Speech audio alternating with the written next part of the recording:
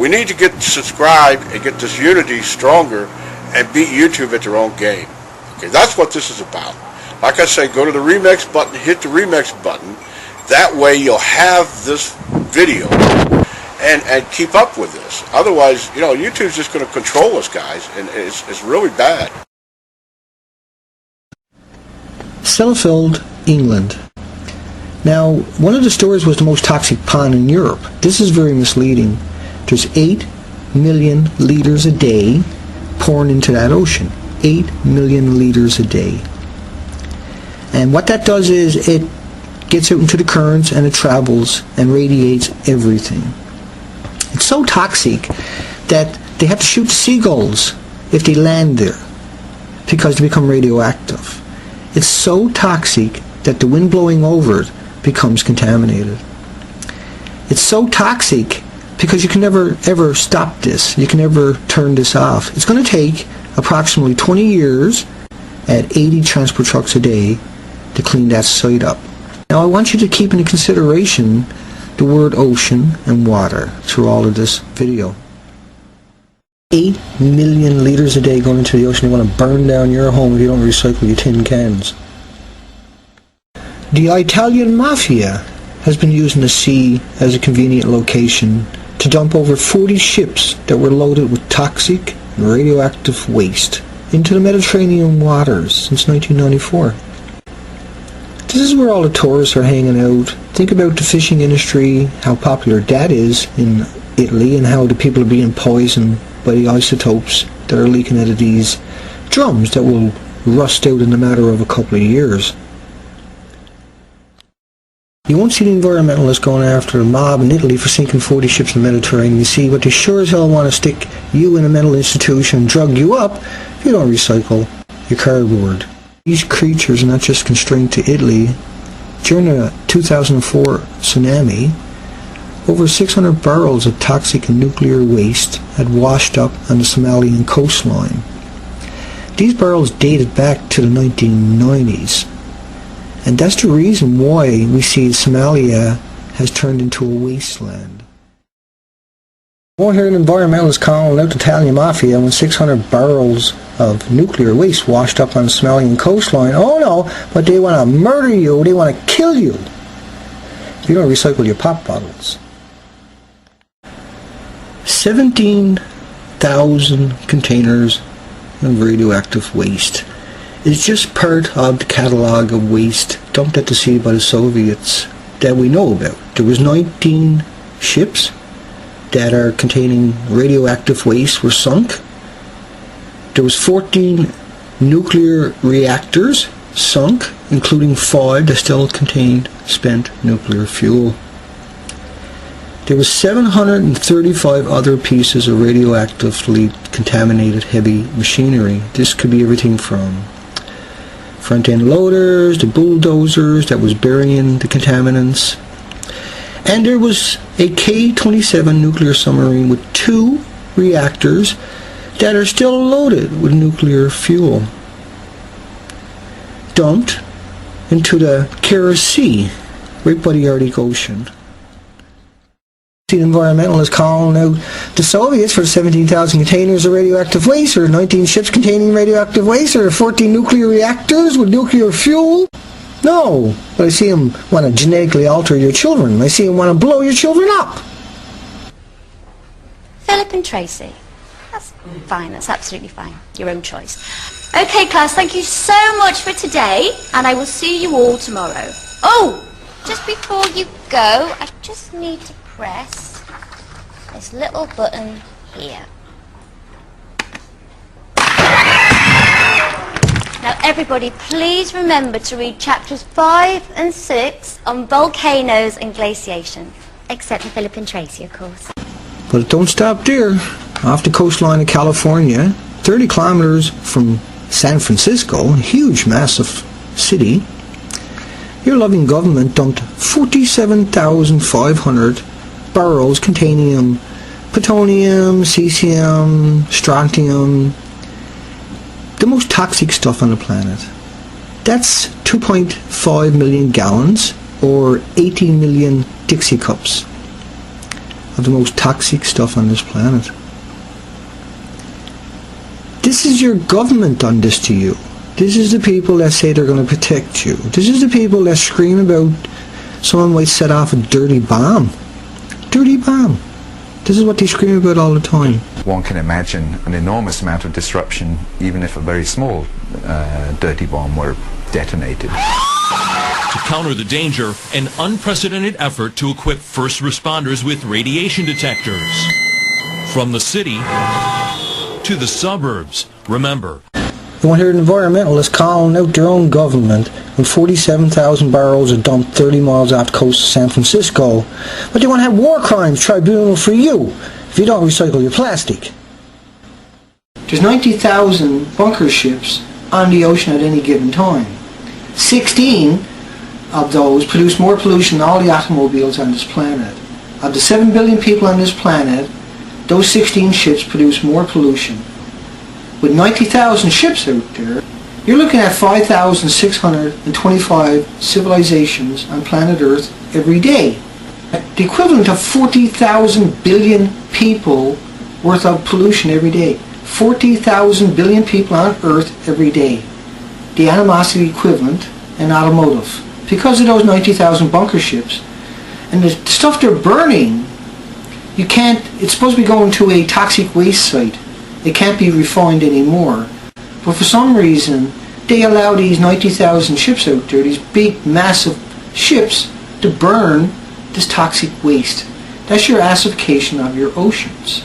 That's the pollution you're seeing in your atmosphere. The implications, all these particles, these are nuclei for clouds. There's 3,000 more of these great big ships on the books to be made over the next 3 years. I hear environmentalists, UT professors calling for the murder of 90% of the people on this planet, yet 16 container ships produce more pollution than all the automobiles on this planet combined. And there's 90,000 of those ships out there. I hear the environmentalists demonize us for the size of our footprint. They demonize us for the bottles and our cans and our plastics. But they don't go after the 65,000 chemicals that are unregulated, that don't have no environmental or human impact studies on it, that's causing all of these issues. That's the tragedy. And that law basically grandfathered onto the market all the chemicals that were already on the market as of 1981, which means 65,000 chemicals have never, ever been assessed for their toxicity or their effect on the environment or human health. I see the same people that are crying for all the insects and the animals all over the planet calling for your death, and then also calling for diplomatic immunity. You don't see them calling for justice in what happened in Vietnam. They chemtrailed that sky with Agent Orange for 9 years. They killed every insect, every animal, every plant on that goddamn continent. By U.S. forces to destroy the jungle hideouts of enemy communist forces. The springs went on for 9 years.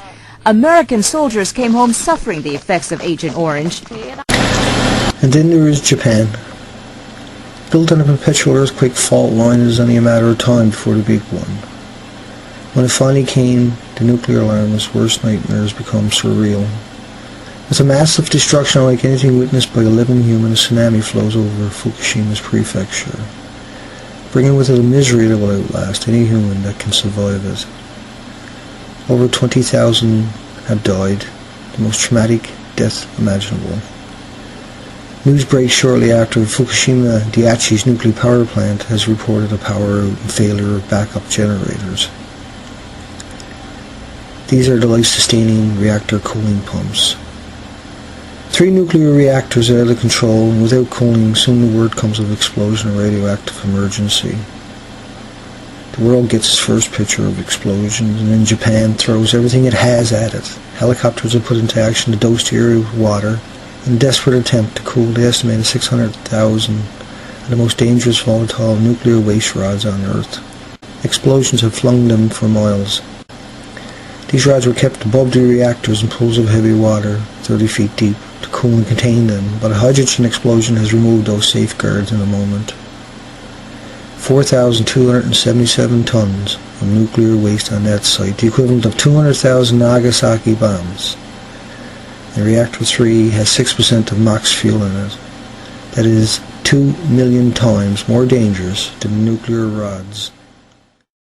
And it's not just Fukushima's 1,000-mile, what I call an iceberg. It's all these toxins from all these sites and all these oceans and all these rivers that are coming out and they're irradiating all the marine life on the floor. They're irradiating the kelp. It's irradiating all the birds all along that coastline. They're eating stuff that's irradiated from this huge, massive plume. Think of it as an iceberg that's 1,000 miles rubbing along the coastline, radiating all the fish and radiating the salmon and the tuna and the herring and the mackerel and the squid. And think of these big plumes on the planet just like an icebergs. Think of it as 1,000 miles of ice coming along your coastline and radiating your sea lions and your seals and your dolphins and your whales and your air and your coastline itself. And it's all done by just a handful of people, not the entire planet. This was done by a handful of people, but we're demonizing every human on this planet rather than going after the real issue. And it's going to keep happening until we actually point fingers. Think of each one of these bullets as dirty bombs. Every one of these things are dirty bombs.